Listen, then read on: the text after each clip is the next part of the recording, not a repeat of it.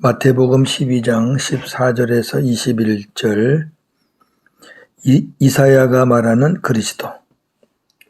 바리새인들이 나가서 어떻게 하여 예수를 죽일까 의논하거늘 예수께서 아시고 거기를 떠나가시니 많은 사람이 따르는지라. 예수께서 그들의 병을 다 고치시고 자기를 나타내지 말라 경고하셨으니 이는 선지자 이사야를 통하여 말씀하신 바, 보라, 내가 택한 종 곧 내 마음에 기뻐하는 바 내가 사랑하는 자로다. 내가 내 영을 그에게 줄 터이니 그가 심판을 이방에 알게 하리라. 그는 다투지도 아니하며 들레지도 아니하리니 아무도 길에서 그 소리를 듣지 못하리라. 상한 갈대를 꺾지 아니하며 꺼져가는 심지를 끄지 아니하기를 심판하여 이길 때까지 하리니 또한 이방인들이 그의 이름을 바라리라 함을 이루려 하심이니라. 아멘. 주제, 나를 나타내지 말라고 하신 예수님. 그리고 이사야가 말하는 그리스도. 14절 16절 나를 나타내지 말라고 하신 예수님. 안식일 문제로 예수님과 논쟁하고 비난하던 바리새인들이 자기들 뜻대로 되지 않자 밖에 나가서 예수를 어떻게 죽일까 하고 의논하였습니다. 마가는 마가복음에서 바리새인들이 헤롯 왕과 함께 모의를 했다고 기록하고 있습니다. 마가복음 3장 6절. 바리새인들이 나가서 곧 헤롯 왕과 함께 어떻게 하여 예수를 죽일까 의논하니라. 아멘. 원래 바리새인들과 헤롯 왕은 앙숙이에요. 바리새인은 종교 집단이고 헤롯 왕은 정치 집단이거든요. 하나가 될 수가 없어요. 그런데 예수님을 죽일 때는 하나가 됩니다. 참 이상하죠? 오늘날도 그래요. 예수님께서 이 사실을 아시고 거기를 떠나시자 많은 사람이 예수님을 따랐습니다.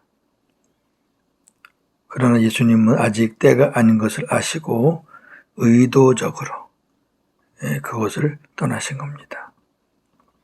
자, 오늘날 어느 목사님이 안수하여 불치병을 고쳤다는 소문이 나면 아마 수많은 사람들이 그 교회로 몰려들 겁니다. 뭐 당연하죠. 자연스럽게. 근데 예수님은 병자들을 다 고치시고 예수님 앞에 간 병자는 고침을 받지 못한 사람이 하나도 없어요. 다 고치셨어요. 그런데 그들에게 예수님을 나를 나타내지 말라. 그렇게 경고하셨어요. 그냥 말한 게 아니라 경고를 하셨다고요. 그 이유는 앞에서 제가 한두 번 언급을 했지요. 좀 오늘 상세하게 말씀을 드리겠습니다. 예수님께서 이 땅에 오신 주 목적이 천국 복음을 전하여서 하나님 나라를 이루는 것입니다. 그리고 천국 복음을 전하는데 부수적으로 따르는 것이 병을 고치시고 기적을 행하는 것입니다. 근데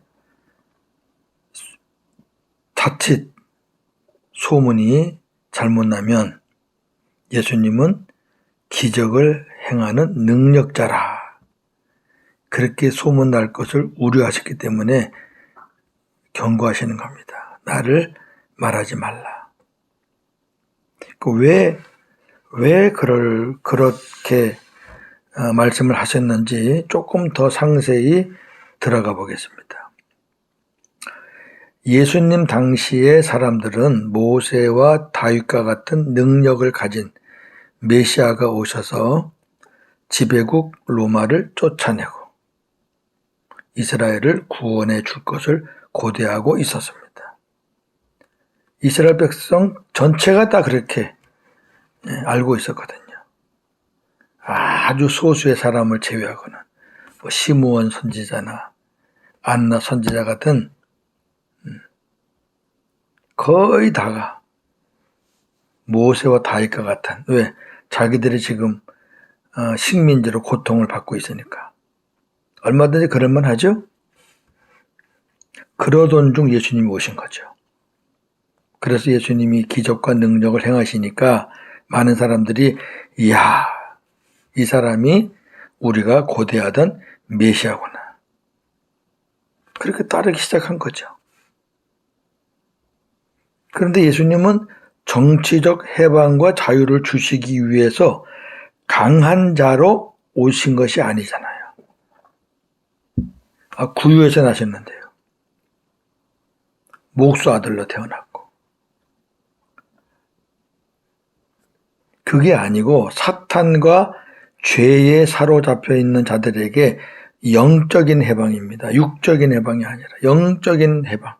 로마에 사로잡혀 있는 육을 구하는 게 아니라 사탄에게 사로잡혀 있는 영을 해방시키고 자유를 주시기 위해서 낮은 자로 오셔서 천국 복음을 전하셨잖아요.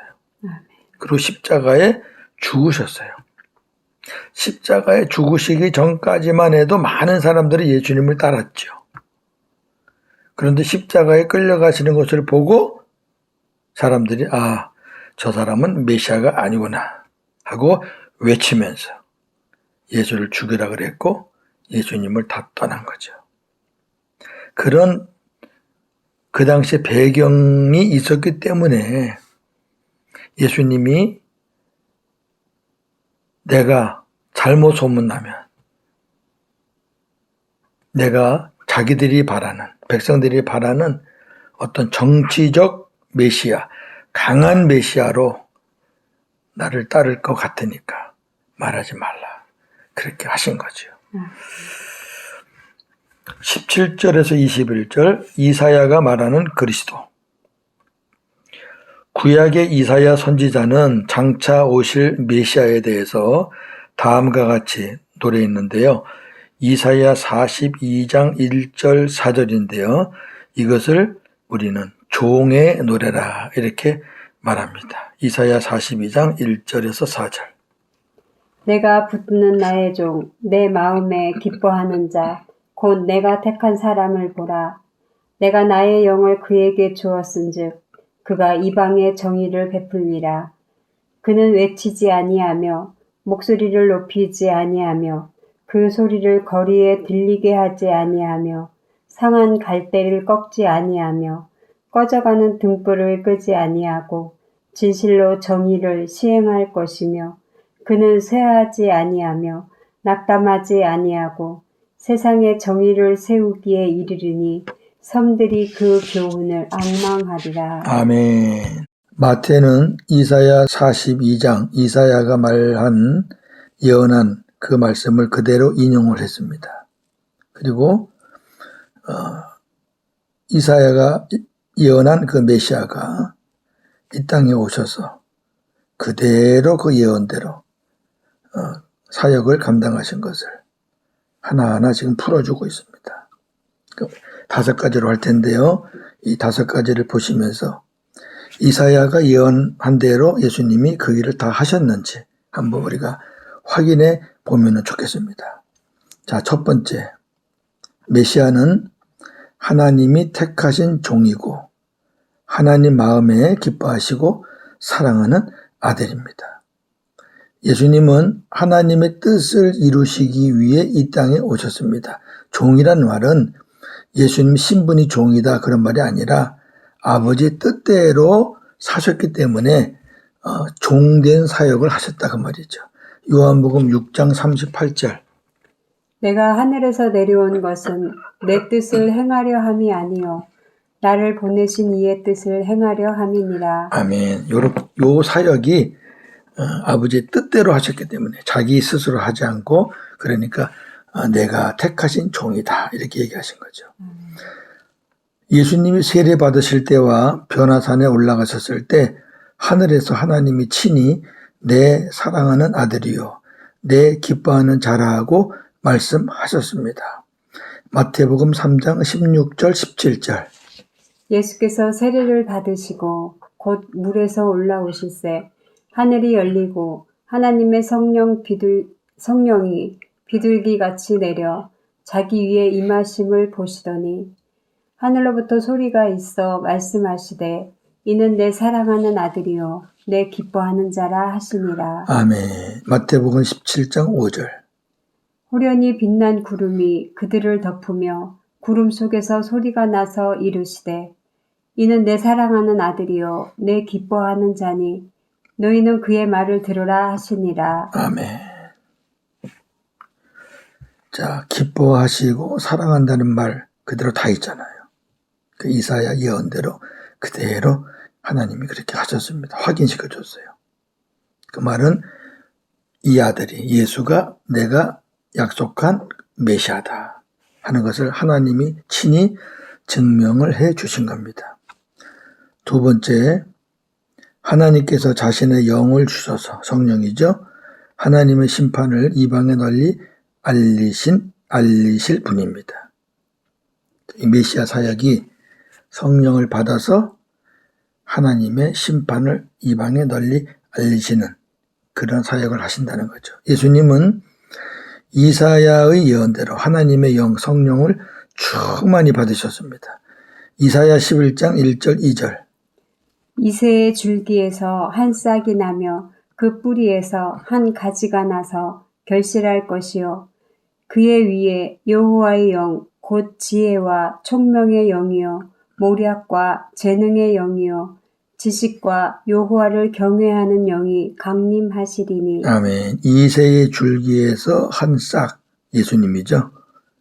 이렇게 이새의 줄기에서 태어날 메시아에게 하나님 이렇게 영을 충만하게 부어주신다는 건데 실질적으로 그렇게 됐는지 보겠습니다. 사도행전 10장 38절.